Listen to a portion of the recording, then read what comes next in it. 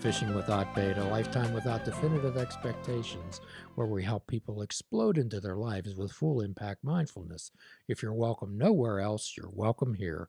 No admission fee, only the honesty, open mindedness, and willingness to try. As always, we offer an eclectic roster of guests, and without any further ado, live from New York on Fishing Without Bait, it's our dear friend, our best bud, Miss Liss Victory.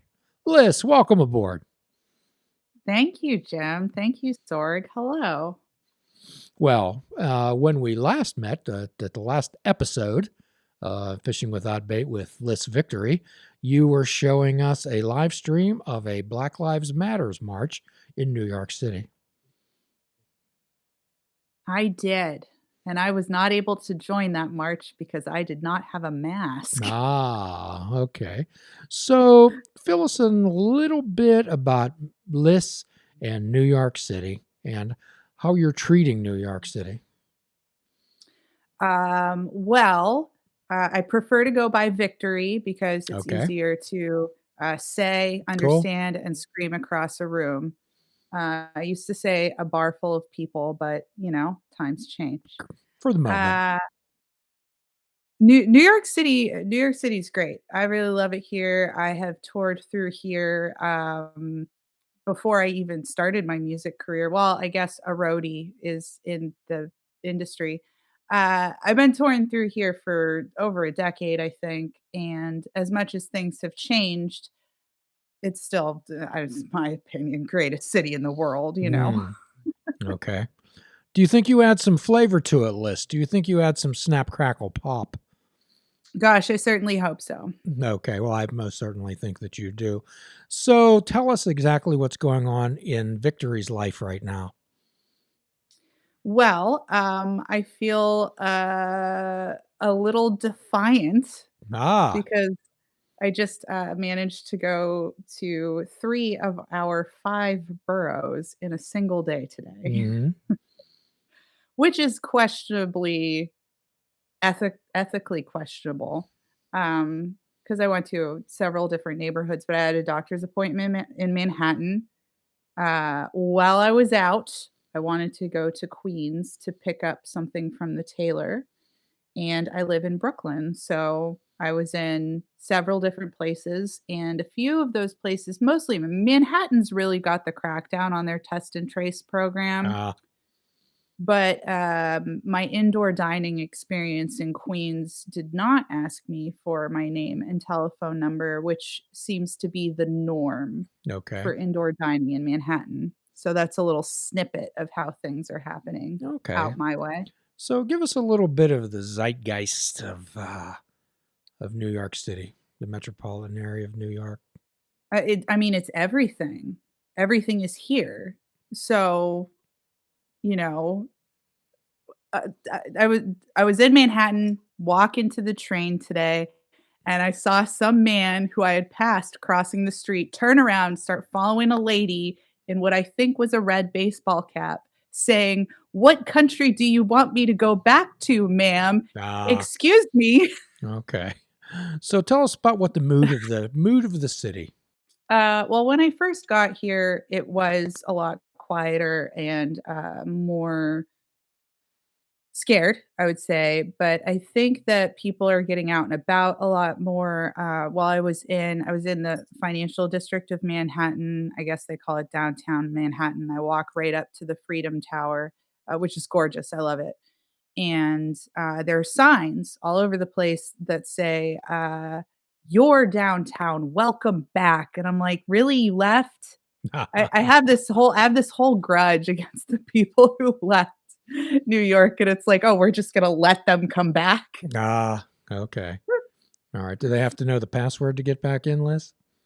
I don't know. There was a meme going around that they have to pay more for the subway, and I feel good about that. Okay. So what we're hearing, Victory, is that you've assimilated. I feel pretty good about it, yeah. Okay. You've assimilated into the New York state of mind.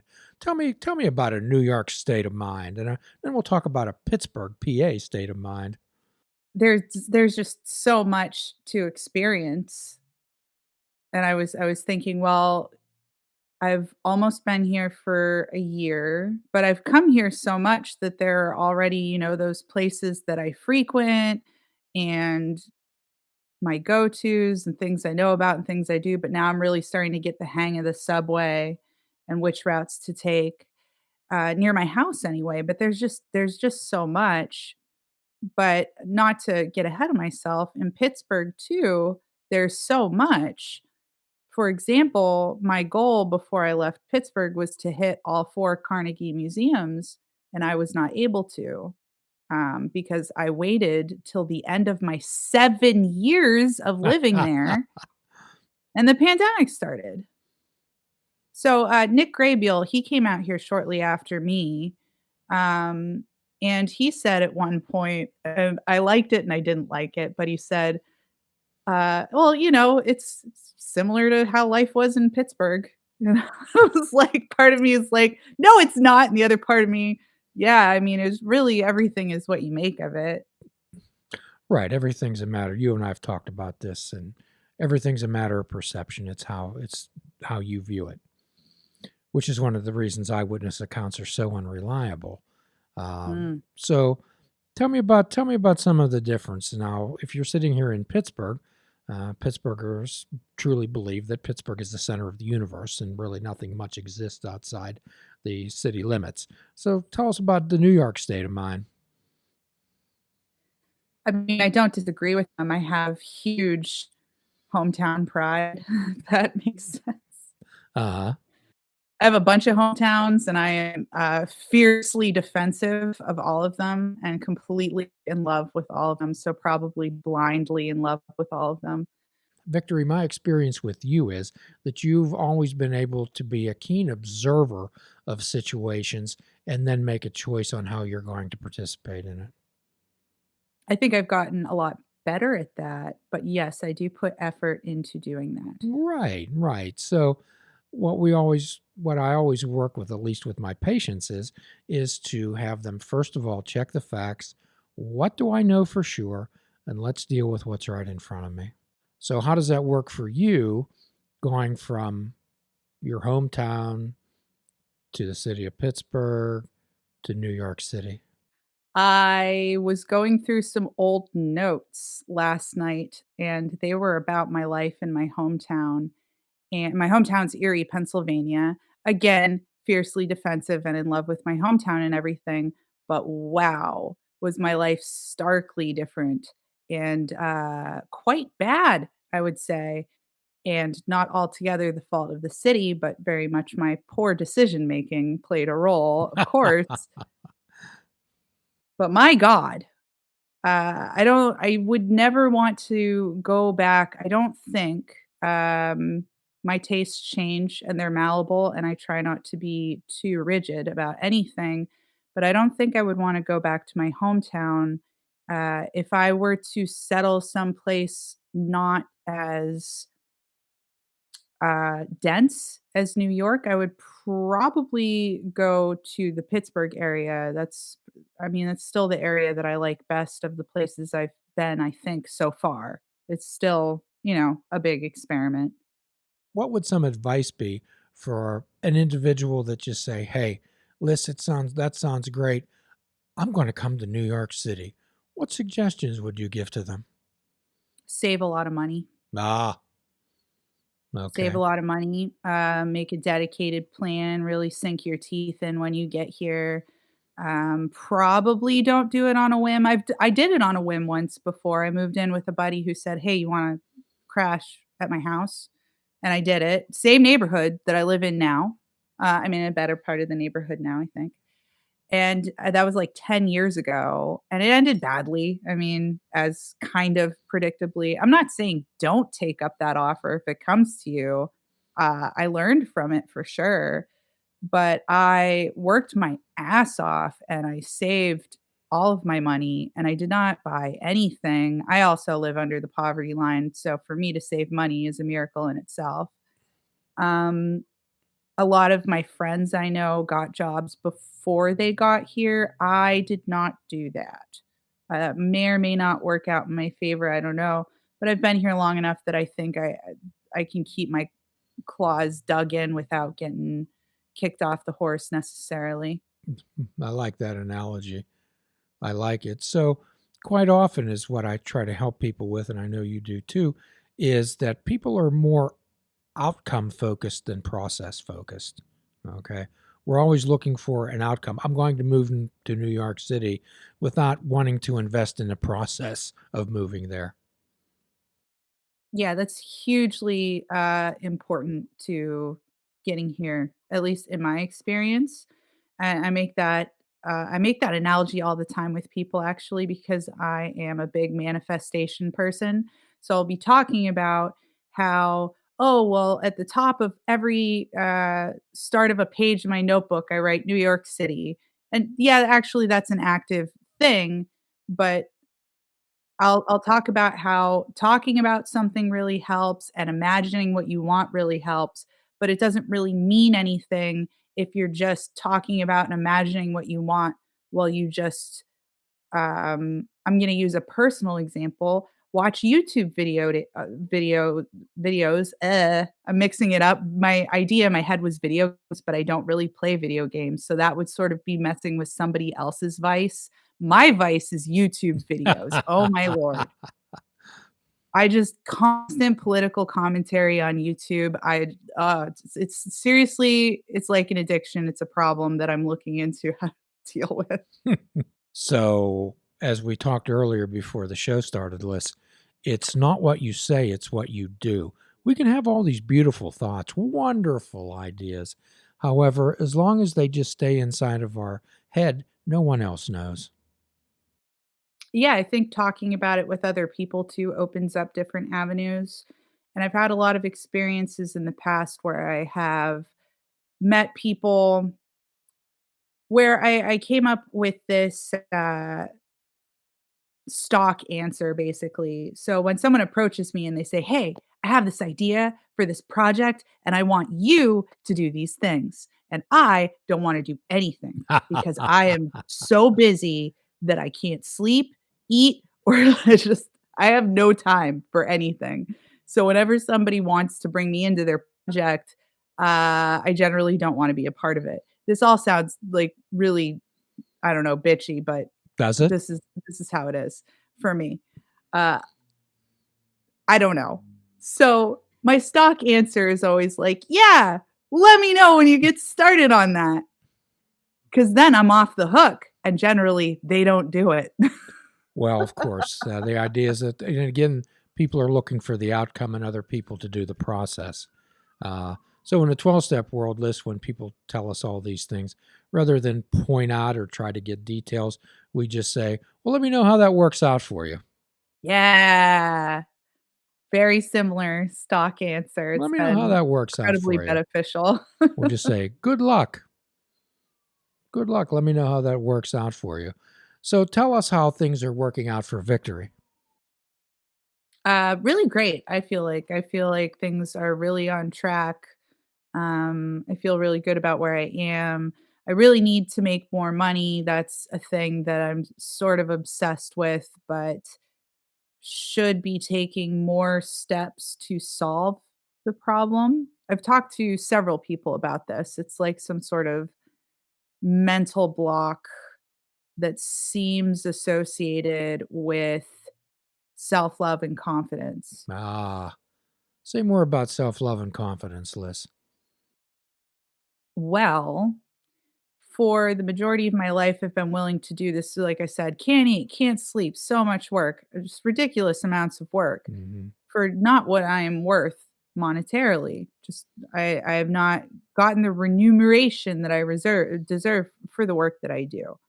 And I've allowed that to happen for much of my life. And then the shift sort of happened slowly, I think, over time. And I think it really started when a friend of mine said I needed to start thinking in terms of abundance instead of scarcity. And I shouldn't hate money. And if you want to go back even further, the whole concept of you shouldn't hate yourself, you want to talk about self love, That was introduced to me, I don't know when it was, but I don't think I really cared until till my 2nd ex-husband left me. Okay. When my 2nd ex-husband left me, I was like, "God damn it. No one's gonna do this right, as usual, so I'm gonna have to do it. I need to do the self-love." Okay. Well, I think I'm finally starting to get it now. I mm, think, I well, think. are you important, Liz? God, that's so it makes me so uncomfortable. Are you Yes. important, Victory? Yeah, So totally. this is a conversation that I have most every day with patients and most people have with themselves. So could you give me a reason that people hesitate and are awkward and uncomfortable with saying that statement, I'm important? Well, I can tell you why I feel that way. Please. Um, Overall, I feel like I am a burden and don't even deserve to be alive, and I'm, like, Ah, super confused why I'm alive at all. ah. So many people feel that way, and unfortunately, particularly young ladies feel that way. They feel they're not worthy. So tell me, Liz, um, and we talked about this before, but self concept is facts and information you know about yourself. Self esteem is how you interpret those facts and information. So sometimes, Liz, we have what I call is the stranger that takes over our life. And I think it's that stranger that tells people that they're not worthy and they don't deserve these things. How do you deal with the stranger, Liz? I talk to myself, actually. Apparently, this is a thing that not a lot of people do, but I talk to myself a lot. I wake up and I start talking to myself. I talk to myself all throughout the day. I talk myself into going to bed. I treat myself like a child sometimes. I reward myself. Um, yeah, a lot of it is talking to myself, generally not out loud, and generally in a with as much this takes practice with as much love and kindness as possible. So come on, you can do this. You can get out of bed. Once you get out of bed, you're going to feel so much better. Stuff like that. Like you're sore because you need to stretch because you need to get out of bed. Getting out of bed is super super hard. Getting out of and getting into bed are both really difficult for me. Um, for a variety of reasons that probably include my mental diagnoses. Okay. So what we talk about is having people make declarative statements inside of their head. You know my tattoos. I choose. I am. Abracadabra. All these type of things. 90% of cognitive behavioral therapy is about changing the language in the way you speak to yourself. Um, and once again, do you remember the time when you heard your recorded voice played back to you? First time. Not the first time, but I definitely remember when I used to hate it, yeah. Uh-huh. So how did that voice sound to you? Uh, Not me. Mhm. Not Awkward. pleasant. Who Not is good. that? Uh-huh. Okay. So when you say to yourself, have you ever said to yourself, Liz, I'm not going to let myself do that again. Why did I do that again? Yeah, when I read my notes. Uh-huh. Okay. So what we try to help people understand is that myself is this dysregulated thinker inside you. Okay. And the I self is really your authentic, let's say, adult self that's trying to address an unruly child. Did you ever Yeah, th- I'd agree with that. did you ever think of your brain as an unruly child? More like a adversary in war. Ah, that's interesting.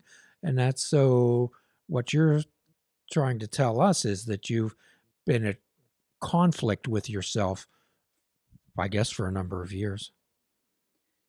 I'm not sure when I made this distinction, but I have managed to separate myself into 3 parts, which would be my conscious mind, my physical brain, and then the body, which houses both. All Ah, 3 for quite some time have Wonderful. been at constant war with each other. Hmm. However, just recently, I've been, I don't know, peace treaties like, okay, look, I'll give you food, I'll give you sleep, I'll do these things that you need. We'll go to the doctor, we'll take the medicine and all the stuff so that my consciousness, which is the thing that I actually care about, and the rest, I don't give a fuck, so that the consciousness can get done the things that it wants to get done, right? So the brain chemicals, they're fucked. My body, it has to eat and do all this stuff that annoys me. But my consciousness has all these ideas and things that it wants to do and shows it wants to put on, but it can't do that unless I feed the body. And a very, very good friend of mine kind of put me in my place when he said, "Oh yeah, all of that food, all of that eating and sleeping that you have to do in order to experience the world through all five senses, like you're being ridiculous." Well, that's the process, Liz, and that's what a lot of people don't want to invest in. So, what I try to help people understand that our brain's nothing more than a massive organic goo. It's a data gathering type of instrument. Takes in all this data from all the senses, and it's our mind that takes this data in and turns it into thoughts and shapes, shifts, sorts them. And unfortunately, Victory, our mind is sometimes like a politician. If it tells a lie loud enough and long enough, sooner or later you begin to believe it. All right. So, what we try to do is help people understand that they do have an I self that can choose how much of this drama to participate in. I agree with you, but even getting to the point of accepting that as an option is so difficult that I don't even know how to lead the horse to water on that one. Okay. Well, that's then another thing we often say, and I use a lot of 12-step analogies. I know you know that. We often say in the 12-step world, you can lead a horse to water, you can't make them drink, however, you can make them thirsty. So quite often we want to ask ourselves, well, how's my way working? How's my way working? Mm. Now, how's my turn at the wheel? And we've discussed this before, and I definitely want to speak about to this tonight also, is that I try to get across the concept to people that we're spiritual beings. We just happen to be having a human experience, and it's this way tie into this human experience that really doodles our life up. And that victory, life is absurd. And I usually tell people when you have a good grasp on all those three things, I'll have more issues at that point than you do. And our work will be done. Please check out our website at fishingwithoutbait.com, where you can listen to the show, comment on our discussions, and find out where you can subscribe to our podcast. If you're interested in flying the colors of Fishing Without Bait, click the shop icon on our website. We have clothing, mugs, cell phone cases, and so much more. Show the world that you fish without bait. This show is a member of the Sorgatron Media Podcast Network. Find out more at sorgatronmedia.com.